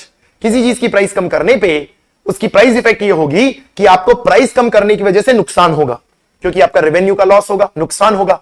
लेकिन प्राइस कम करने की वजह से क्वांटिटी बढ़ेगी, जब क्वांटिटी बढ़ेगी तो आपका फायदा होगा। अब देखने की बात यह होती है कि प्राइस कम करने से जो नुकसान होता है और उसकी क्वांटिटी बढ़ने से जो फायदा होता है, उसमें प्राइस कम करने वाले को हम कहते हैं प्राइस इफेक्ट और क्वांटिटी बढ़ने को हम कहते हैं क्वांटिटी इफेक्ट। अगर क्वांटिटी इफेक्ट प्राइस इफेक्ट को बीट कर देती है, अगर क्वांटिटी इफेक्ट जो बढ़ी, जो प्राइस इफेक्ट कम हुई, उसको बीट कर देती है, तो टोटल एक्सपेंडिचर बढ़ जाएगा, यानी इस प्रोडक्ट की इलास्टिसिटी हाई है। और वहीं आपने किसी चीज की प्राइस कम की, क्वांटिटी बढ़ी, लेकिन प्राइस कम करने से जो प्राइस इफेक्ट था वो काफी नीचे चला गया और जो क्वांटिटी इफेक्ट था वो थोड़ा ही ऊपर आया, तो प्राइस इफेक्ट जीत गया, जिसकी वजह से टोटल एक्सपेंडिचर गिर जाएगा और उसकी इलास्टिसिटी लो हमें दिखाई देगी। और वहीं आपके प्राइस कम करने से अगर क्वांटिटी उतनी बढ़ी जिससे दोनों ऑफसेट हो गए, तो टोटल एक्सपेंडिचर सेम होगा एंड देयर बाय हम कहेंगे elasticity is equal to 1। Now हमारा चौथा मेथड आ जाता है where we talk about percentage method using arc. करना क्या होता है आपको, हम जब पॉइंट मेथड पे कैलकुलेट करते हैं तो प्राइस P0 से P1 जा रही हो या P1 से P0 जा रही हो, तो हम या तो P0 पे आंसर निकालते हैं या P1 पे आंसर निकालते हैं। जबकि आर्क मेथड क्या कहता है, आप P0 से P1 जाओ या P1 से P0 जाओ, आंसर तो सेम आना चाहिए। P0 पे आंसर अलग है, P1 पे आंसर अलग है, तो ये कैसे हुआ, क्योंकि चेंज हो रहा है ना, तो चेंज तो ओवर ए पीरियड होता है, ओवर एन आर्क होता है। तो that is why arc method क्या करता है, जो आप ओरिजिनल प्राइस ले रहे थे उसकी जगह ओरिजिनल प्राइस और न्यू प्राइस का एवरेज लेता है। जो आप ओरिजिनल क्वांटिटी ले रहे थे उसकी जगह ओरिजिनल क्वांटिटी और न्यू क्वांटिटी का एवरेज लेता है। एंड हमारा नया फॉर्मूला क्या बन जाता है, change in Q upon change in P into P0 plus P1 divided by Q0 plus Q1। Simple इतना ही करना होता है आपको, उससे आपका परसेंटेज मेथड आर्क से आंसर आ जाता है। एग्जाम में अगर कोई थियरी क्वेश्चन आता है और आपको कहा जाता है थियरी क्वेश्चन टेक्सचुअल फॉर्म में कि समझो किसी चीज के दाम 2 गुने हो गए, तो कौन सा मेथड यूज करोगे, तो आप हमेशा कहोगे आर्क, क्योंकि 2 गुने हो जाना मतलब कि बड़ा बदलाव होना, बड़ा बदलाव होना, तो आर्क से ही सही आंसर मिलेगा आपको। और अगर आपको कहा जाता है कि कोई छोटा मोटा चेंज है कि गाड़ी 200 रुपए महंगी हो गई, तो गाड़ी 200 रुपए महंगी हो गई तो वो छोटा चेंज है, अगर वो छोटा चेंज है तो you will use point. This is when a textual question has been asked. अगर आपको न्यूमेरिकल क्वेश्चन पूछा जाता है तो न्यूमेरिकल क्वेश्चन के केस में आपको यह ध्यान में रखना है कि आपको क्वेश्चन जो मेथड करने बोले आप वही करेंगे, पॉइंट या फिर आर्क। लेकिन अगर क्वेश्चन साइलेंट है तो आप हमेशा आर्क से आंसर निकालेंगे। अगर आर्क से आंसर आ गया तो बढ़िया, अगर आर्क से आंसर नहीं आया तो ही आप पॉइंट ट्राई करेंगे और पॉइंट से आंसर अपने ऑप्शंस में मैच करने की कोशिश करेंगे। ये आपको एग्जाम में ध्यान रखना है। प्राइस इलास्टिसिटी का आंसर वैसे तो नेगेटिव ही आएगा, क्यों, क्योंकि इनवर्स रिलेशनशिप है, लेकिन आप नेगेटिव साइन को हमेशा इग्नोर करेंगे। आप कभी भी नेगेटिव साइन को कंसीडर नहीं करेंगे, क्योंकि नेगेटिव साइन से इलास्टिसिटी हाई है या लो वो कंफ्यूजन होता है। नेगेटिव साइन हटा दोगे तो पॉजिटिव नंबर्स को डिस्कस करना या कंपेयर करना थोड़ा सा बेटर हो जाता है। ये बात हो गई प्राइस इलास्टिसिटी की। प्राइस इलास्टिसिटी के बाद आता है एडवर्टीजमेंट इलास्टिसिटी। अगर एडवर्टीजमेंट का खर्चा बढ़ाने से क्वांटिटी डिमांडेड जोरदार बढ़ती है तो एडवर्टीजमेंट इलास्टिसिटी हाई, आपको एडवर्टीजमेंट करना चाहिए। अगर एडवर्टीजमेंट का खर्चा बढ़ाने से क्वांटिटी डिमांडेड थोड़ी सी ही बढ़ती है, बहुत ज्यादा नहीं बढ़ती, तो एडवर्टीजमेंट ज्यादा करने से फायदा नहीं है, क्योंकि आपके प्रोडक्ट की एडवर्टीजमेंट इलास्टिसिटी लो। बेसिकली हम यहां 4 बातें कर सकते हैं। अगर एडवर्टीजमेंट इलास्टिसिटी 0 है, इसका मतलब एडवर्टीजमेंट करने पे कोई फर्क नहीं पड़ा, तो एडवर्टीजमेंट मत करो। एडवर्टीजमेंट करने पे थोड़ा फर्क पड़ा तो एडवर्टीजमेंट इलास्टिसिटी लो है, that is more then 0 but less then 1। अगर एडवर्टीजमेंट करने पे क्वांटिटी उतने ही परसेंटेज से बढ़ी जितने परसेंटेज से आपने खर्चा बढ़ाया था, तो advertisement elasticity is unitary.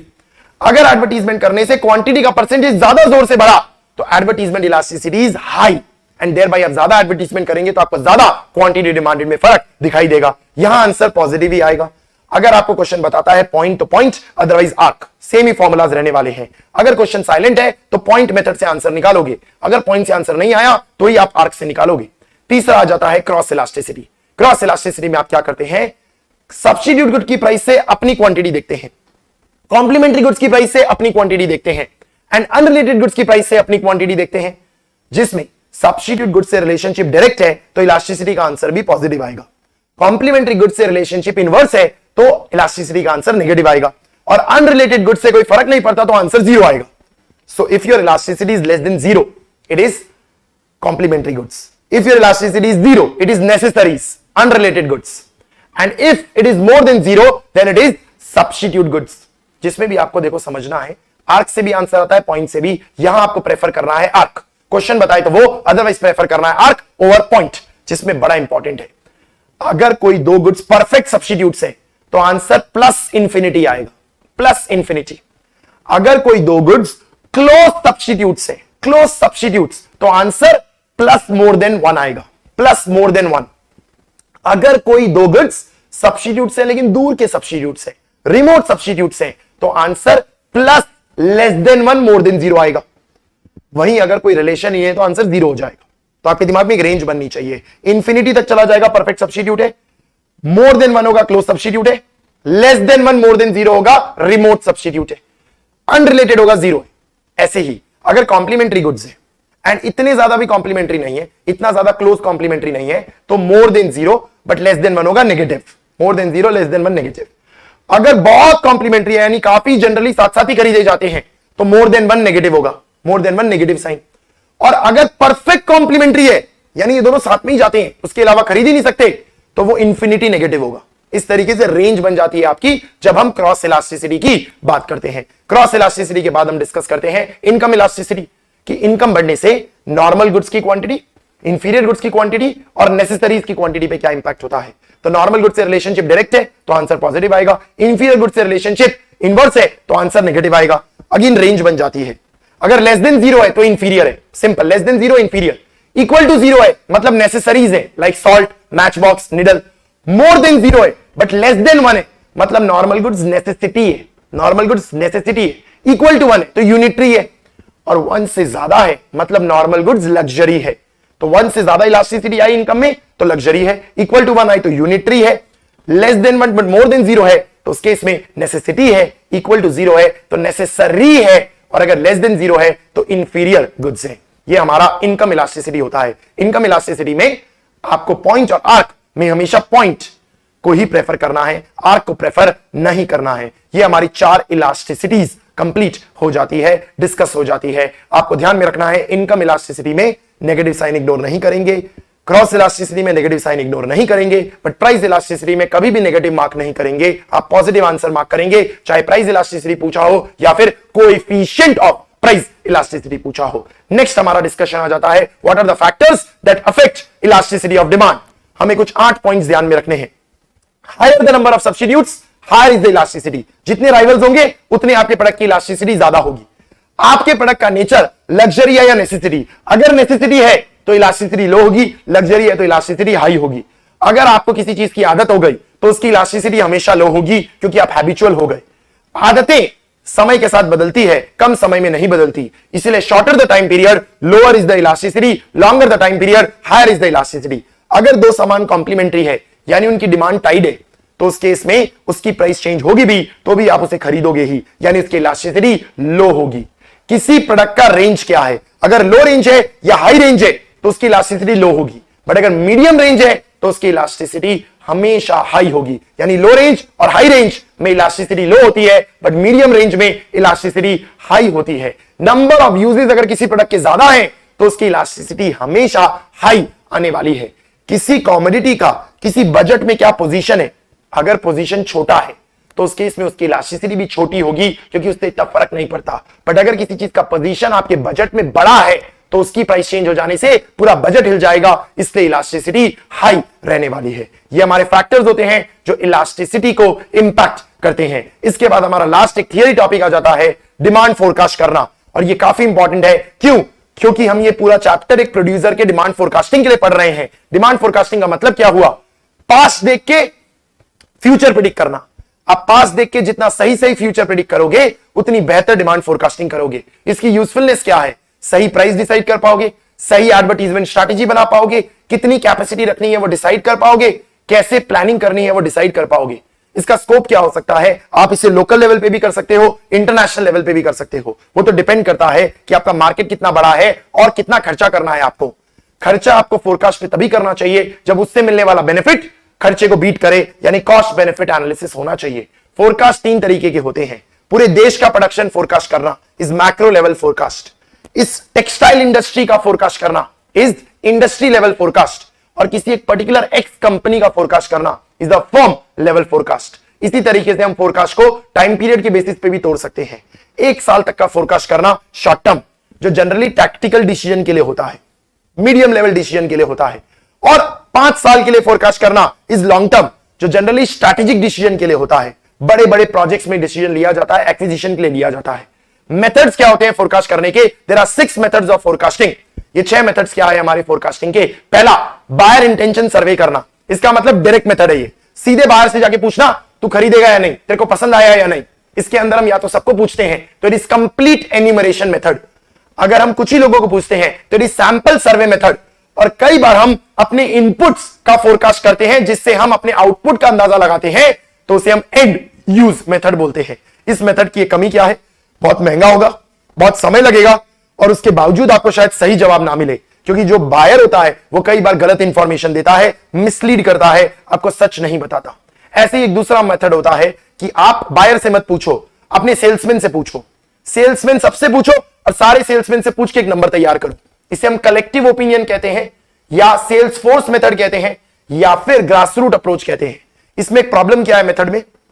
Number तो फटाफट मिल जाएगा, इजीली कैलकुलेट हो जाएगा, लेकिन प्रॉब्लम यह है कई बार बायस आ जाएगा, क्योंकि कुछ सेल्समैन होते हैं वो ऑप्टिमिस्टिक होते हैं, कुछ पेसिमिस्टिक होते हैं, कोई नंबर बढ़ा चढ़ा के बताते हैं, कोई उतार के बताते हैं, एंड देयर बाय कई बार बायस आ जाता है। इसीलिए आप एक्सपर्ट ओपिनियन मेथड में जा सकते हो। एक्सपर्ट ओपिनियन मेथड में आप एक कंसल्टेंट रखते हो जिसका काम ही यही है, तो आप बायस अवॉइड करते हो।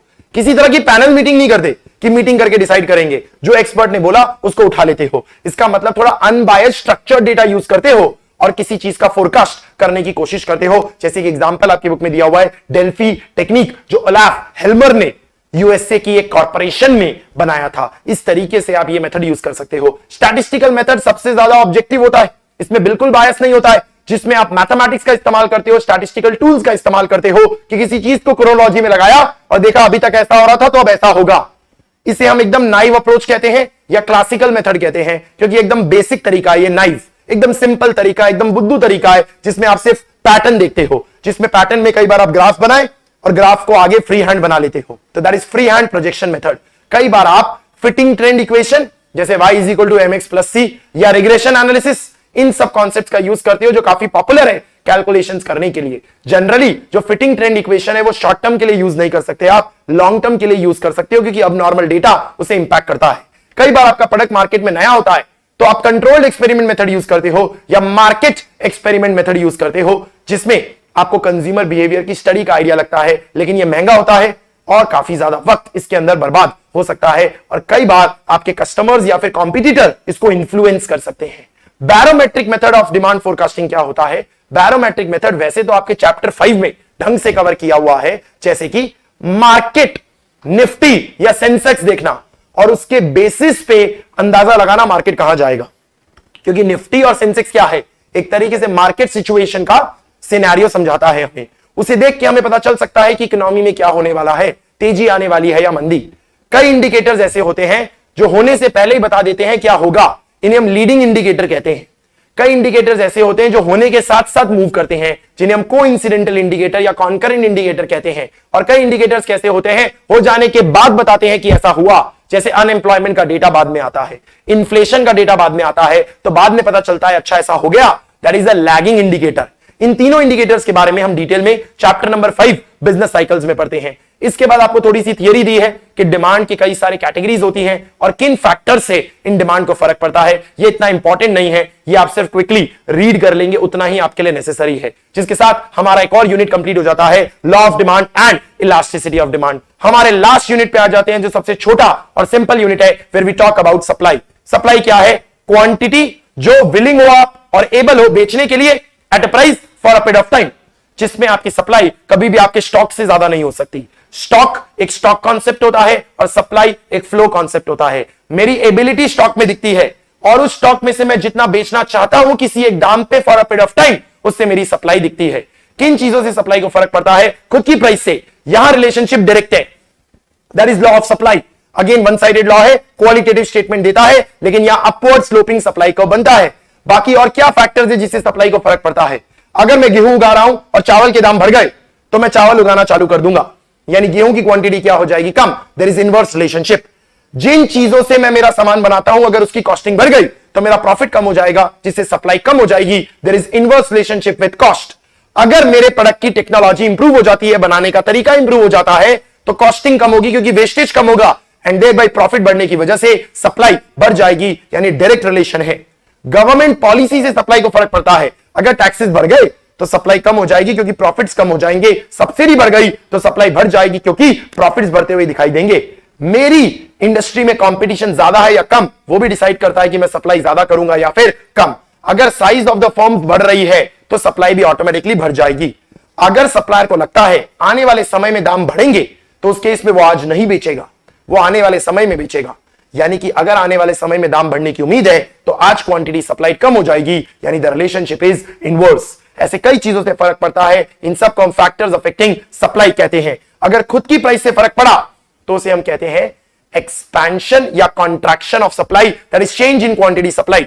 और अगर दूसरे फैक्टर से फर्क पड़ा तो उसे हम बुलाते हैं इंक्रीज या डिक्रीज इन सप्लाई। सेम जैसा आपने डिमांड में पढ़ा था, रिवीजन ही हो रहा है, जिसमें एक्सपेंशन ऑफ सप्लाई मतलब अपवर्ड मूवमेंट होगा सप्लाई कर्व पे, और कॉन्ट्रैक्शन ऑफ सप्लाई मतलब डाउनवर्ड मूवमेंट होगा सप्लाई कर्व पे।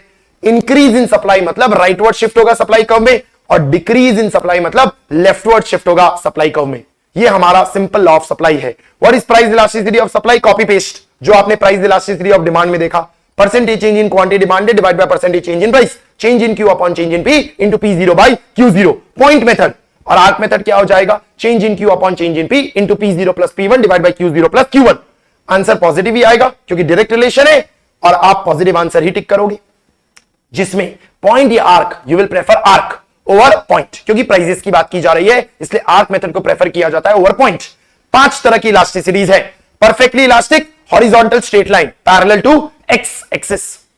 Highly elastic supply, highly elastic supply मतलब प्राइस में थोड़ा चेंज किया, क्वांटिटी सप्लाई में जोरदार चेंज हुआ। तो जब हाईली इलास्टिक सप्लाई होती है हमारी, तो उस सिचुएशन में हमारा जो कर्व बनता है वो फ्लैटर बनता है। एक फ्लैटर कर्व को अगर आप पीछे की तरफ खींचोगे तो वो वाई एक्सिस को टच करेगा। वहीं यूनिटरी इलास्टिक सप्लाई है तो वो हमेशा ओरिजिन से स्टार्ट होगी, जिसमें आपका एक स्ट्रेट लाइन बना होगा फ्रॉम ओरिजिन, यानी जितना परसेंटेज प्राइस में बदलाव हुआ उतना ही परसेंटेज क्वांटिटी सप्लाइड में बदलाव हुआ। It will always start from origin. Less elastic supply होगी तो एक स्टीपर कर्व बनेगा, स्टीपर कर्व बनेगा जिसकी इलास्टिसिटी लो होगी, जिसे पीछे की तरफ खींचोगे तो वो एक्स एक्सिस को टच करेगा। परफेक्टली इन इलास्टिक सप्लाई होगा तो उस केस में वो एक वर्टिकल स्ट्रेट लाइन होगा जो आपके एक्स एक्सिस से सीधे वर्टिकली निकला होगा पैरेलल टू वाई एक्सिस, जिसकी इलास्टिसिटी 0 होगी।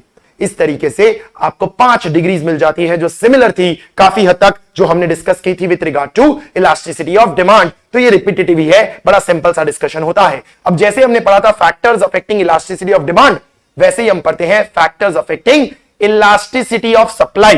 कौन से फैक्टर से सप्लाई की इलास्टिसिटी को इंपैक्ट होता है? अब इसमें लॉजिक बड़ा सिंपल है। आप एक प्रोड्यूसर के एंगल से सोचें और जो भी पॉइंट लिखा है वो देख के ये सोचें कि क्या इससे प्रोडक्शन करना आसान होगा या मुश्किल। अगर इस पॉइंट से प्रोडक्शन करना आसान होगा तो उस केस में समझ के चलो कि सप्लाई की इलास्टिसिटी हाई होगी, और अगर प्रोडक्शन करना इतना आसान नहीं होगा, उसमें रिएक्ट करने में समय लग जाएगा, तो उसकी इलास्टिसिटी लो होने वाली है। जैसे क्विकली हम इन पॉइंट्स को देख लेते हैं। पहला, अगर आपको प्रोडक्शन बढ़ाते वक्त कॉस्ट ऑफ प्रोडक्शन लंबा लग रहा होगा तो फिर आपकी इलास्टिसिटी ऑफ सप्लाई क्या होगी? लो। तो अगर मेरा प्रोडक्शन हो रहा था अभी तक 100 क्वांटिटी का और अब मुझे प्रोडक्शन 100 से बढ़ाना है 150, और आपको दिखता है 100 से 150 का प्रोडक्शन बढ़ाने के लिए काफी खर्चा लग जाएगा, काफी सब्सटैंशियल कॉस्ट लगेगा, तो आपकी प्रोडक्शन बढ़ाने की इच्छा कम होगी एंड देयर बाय इलास्टिसिटी आपको क्या दिखाई देगी? लो। जैसे एयरक्राफ्ट बनाने वाले, शिप्स बनाने वाले, तो अगर इनका प्रोडक्शन बढ़ाना है तो ये प्रोडक्शन बढ़ाते वक्त काफी हेवी कॉस्ट देखते हैं, इसीलिए तुरंत इलास्टिसिटी आपको रिएक्ट होती हुई नहीं दिखाई देगी। प्राइस बढ़ भी गई तो ये इलास्टिसिटी में आपको स्लो मूवमेंट दिखाई देगा। तो जहां कॉस्ट ऑफ प्रोडक्शन बल्कि होता है, सब्सटैंशियल होता है, वहां पे इलास्टिसिटी आपको क्या दिखाई देती है? लो दिखाई देती है। और जो छोटी मोटी चीजें बनानी है वहां इलास्टिसिटी आपको हाई दिखाई देगी। टाइम पीरियड बड़ा फर्क पड़ता है। अभी प्राइस बढ़ गई तो तुरंत तो सप्लाई नहीं बढ़ा सकते ना, सप्लाई बढ़ाने में तो वक्त लगेगा। thereby shorter the time period, lower is the elasticity, longer the time period, higher is the elasticity। अगर मार्केट में प्रोड्यूसर ज्यादा है तो प्रोड्यूसर ज्यादा होते हैं तो प्राइस बढ़ते ही क्वांटिटी जोरदार बढ़ जाएगी, क्योंकि सब थोड़ा थोड़ा भी बनाएंगे तो काफी बन जाएगा, इसीलिए इलास्टिसिटी हाई होती है अगर प्रोड्यूसर ज्यादा है। अगर आपके पास स्पेयर कैपेसिटी है, यानी आप अपनी कैपेसिटी का खाली 50% यूज कर रहे हो, तो प्राइस बढ़ते ही आप तुरंत प्रोडक्शन बढ़ा सकते हो, क्योंकि आपकी कैपेसिटी काफी पड़ी है आपके पास, यानी स्पेयर कैपेसिटी होती है तो इलास्टिसिटी हाई होती है। लेकिन अगर समझो मैं 90% पे हूं और प्राइस बढ़ भी गई तो अब मैं कैपेसिटी तो तुरंत बढ़ा नहीं सकता ना, इसीलिए इलास्टिसिटी आपको क्या दिखाई देगी? लो। अगर मेरे पास दुनिया भर का स्टॉक पड़ा है, रॉ मटेरियल का, कंज्यूमेबल का, फिनिश प्रोडक्ट का, और प्राइस बढ़ी तो मैं तुरंत सप्लाई बढ़ा दूंगा, इलास्टिसिटी हाई होगी। लेकिन अगर मार्केट में स्टॉक अवेलेबल नहीं है लोगों के पास तो इलास्टिसिटी लो रहने वाली है।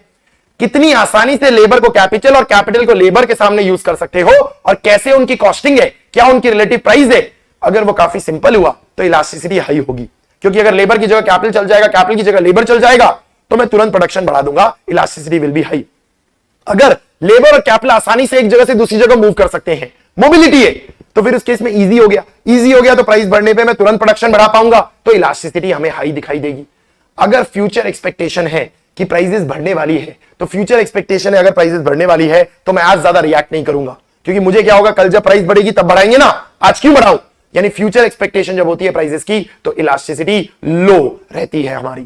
इसके साथ हमारा law of supply and elasticity of supply का डिस्कशन कंप्लीट हो जाता है। अब जब डिमांड भी कंप्लीट हो गया, सप्लाई भी कंप्लीट हो गया, तो हम इक्विलिब्रियम निकाल सकते हैं। इक्विलिब्रियम वो पॉइंट है जहां डिमांड कर्व और सप्लाई कर्व दोनों एक दूसरे से क्या करते हैं? इंटरसेक्ट करते हैं। जिस पॉइंट पे इंटरसेक्ट करते हैं उसे ही हम मार्केट इक्विलिब्रियम के नाम से जानते हैं।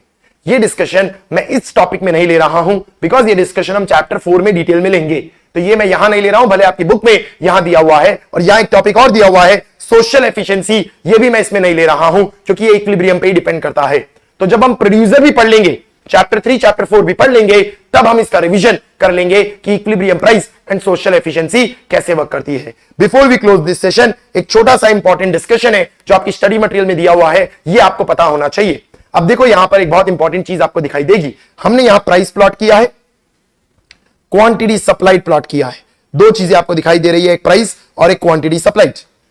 जब प्राइस बढ़ी तो शुरुआत में हमारी जो कैपेसिटी थी उसमें काफी स्पेयर था, हम सिर्फ 40,000 टन बना रहे थे, जबकि हमारी जो कैपेसिटी है वो 1 लाख टन की है। तो जब प्राइस 10 रुपए की थी तो मैं सिर्फ कितना बना रहा था? 40,000 टन। तो प्राइस जब बढ़ी तो प्राइस बढ़ते ही, क्योंकि मेरे पास इतनी सारी कैपेसिटी अवेलेबल है, मैंने तुरंत प्रोडक्शन बढ़ाया होगा। यानी प्राइस सिर्फ 10 से 11 हुई, सिर्फ 10% बढ़ी, मैंने प्रोडक्शन कितने से बढ़ा दिया? 40,000 टन से 60,000 टन कर दिया, यानी 20,000 टन से प्रोडक्शन बढ़ा दिया। थोड़ी सी प्राइस चेंज हुई, लेकिन क्वांटिटी में कितना बड़ा बदलाव कर दिया।